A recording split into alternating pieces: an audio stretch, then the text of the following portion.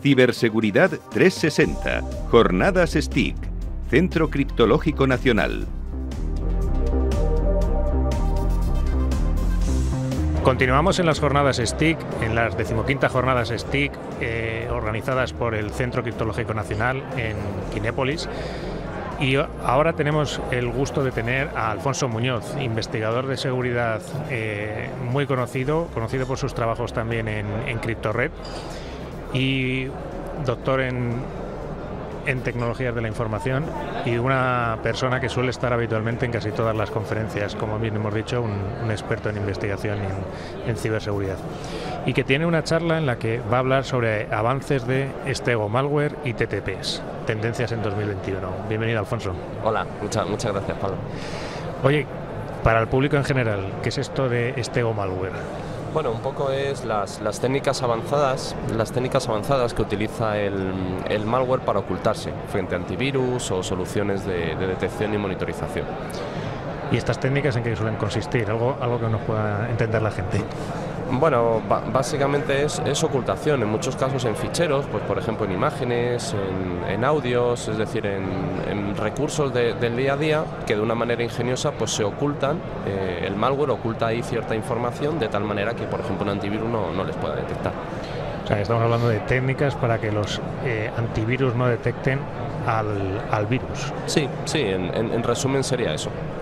Perfecto. ¿Y cuáles son las tendencias en 2021 en este apasionante mundo? Bueno, pues lo que estamos viendo es que pues estas técnicas cada vez se utilizan más, principalmente en ataques muy avanzados, que se utilizan sobre todo para robo de información industrial, ¿no? Para robo industrial o para espionaje a gobiernos. Por ejemplo, en la ponencia hablo de técnicas que el gobierno chino ha utilizado parecidas para espionaje a Estados Unidos, para todo robo de propiedad intelectual en la última década. Entonces, bueno, son técnicas más o menos sofisticadas, pero que tienen un impacto claro, ¿no? en lo que persiguen, ¿no? Que es que no sean detectadas.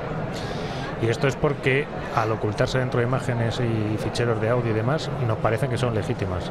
Sí, claro, en la mayoría de los casos es porque los antivirus, aunque intentan hacer bien su trabajo, tienen que contestar en un determinado tiempo, ¿no? Tienen que ser rápido a la hora de tomar ciertas decisiones y estas técnicas de ocultación se aprovechan de eso, ¿no? Que los antivirus no pueden mirar todo durante mucho tiempo y al final pues no son eficaces para este tipo de cosas, ¿no? Entonces los atacantes pues aprovechan esa circunstancia para intentar ocultarse al menos en la fase inicial del ataque. Una vez que ya despliegan, digamos, el virus, el malware, pues ahí el antivirus ya sí tiene más oportunidades de detectar, ¿no? Este tipo de ataques. Y además del antivirus, ¿recomendarías utilizar alguna herramienta para detectar este tipo de ataques, aunque sean fases posteriores? Bueno, es verdad que a día de hoy no existe tecnología como tal o al menos que yo conozca, para detectar este tipo de ataques, y las tecnologías que hay de antivirus, EDR, es verdad que esas suelen ser buenas en general para la segunda fase, es decir, cuando ya se ha introducido el malware oculto, cuando el malware intenta ejecutarse, es verdad que ahí es donde el antivirus, EDR o tecnologías parecidas tienen su funcionamiento. Entonces, bueno, si se puede optar por estas tecnologías, pues siempre es recomendable. ¿Y qué medidas de protección o qué medidas defensivas pueden adoptar las empresas frente a este tipo de ataques tan avanzados? Bueno, hay ciertas medidas que son sencillas, ¿no? Por ejemplo, lo comentaba en la charla, que por ejemplo tecnologías y software que hay para controlar, ¿no? A qué sitios nos conectamos o no nos conectamos, ¿no? Protección del DNS, es decir, soluciones habituales que hay en ciberseguridad, ¿no? Pues para intentar que no se conecten a sitios maliciosos, etcétera, ¿no? Porque muchas de estas técnicas se conectan, ¿no? A sitios de baja reputación, ¿no? Entonces, bueno, no son medidas perfectas, pero bueno, pueden mitigar bastante. O sea, vamos, estamos hablando de tecnología típica, firewall, control de conexiones. Sí, control de conexiones, control de dominios, DNS seguro, este tipo de cosas.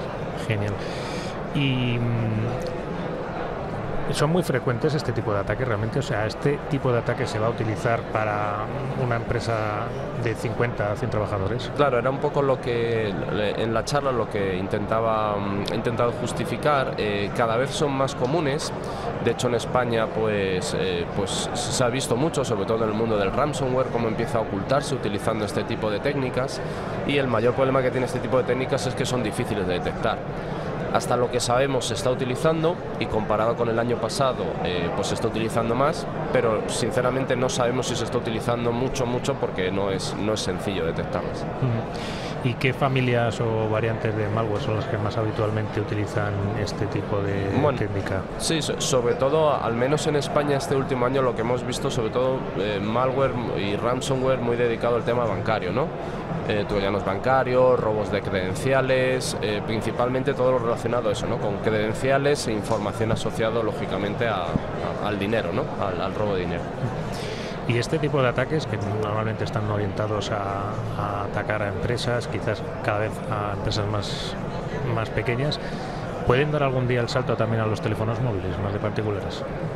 Sí, no, de hecho ya dio el salto hace años. La diferencia a día de hoy es que se están utilizando, digamos, de manera más amplia en ataques muy avanzados, ¿no? En APTs de países como puede ser Rusia, China, Corea del Norte, etcétera. Pero en el mundo móvil es cierto que desde hace tiempo pues se vienen utilizando en cierta manera. Y una pregunta, quizás saliendo un poco más del tema de este malware, que quizás tiene que ver más por el origen de la palabra, ¿vale? Que yo creo que está relacionado más con esteganografía, para que se lo entiendan nuestros oyentes y para que les diga un poco qué es la esteganografía. Bueno, es una disciplina que es muy antigua y básicamente su objetivo es ocultar, ¿no? Ocultar la presencia de una información, de tal manera que no sea sencillo de detectar. Es ideal, por ejemplo, cuando queremos comunicarnos y no queremos que un tercero sepa que la comunicación tiene lugar. Entonces eso tradicionalmente se ha utilizado en el mundo militar, diplomacia, servicios de inteligencia, incluso en defensa de libertades civiles, ¿no? Pues por ejemplo, grupos activistas, ¿no? En China quieren comunicarse sin que el gobierno lo sepa, pues ha sido su uso habitual. A día de hoy, en los últimos años especialmente, cada vez más se está utilizando en temas de malware, ¿no? De robo de propiedad intelectual, porque al final, como puedes ocultarte, pues esa ocultación te puede servir para ocultar malware, para robar información, etcétera.